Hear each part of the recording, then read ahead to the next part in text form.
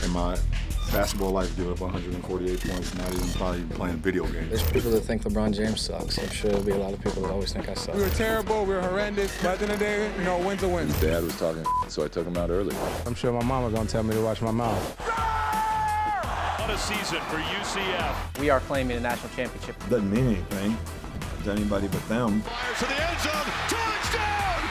Alabama wins! I've never been happier in my life. Never. The NBA fights are the silliest, namby-pambiest things I've ever seen in my life. Aflalo and Bailey, this has been brewing for a while. They go, let me at it. I would have kicked his ass. I would have kicked him if somebody held me back. Wow! Are you kidding me? It's a Minneapolis Marathon! I still don't know what just happened. LeBron James has become the youngest ever to 30,000. Something I never set out to do. It was a special moment.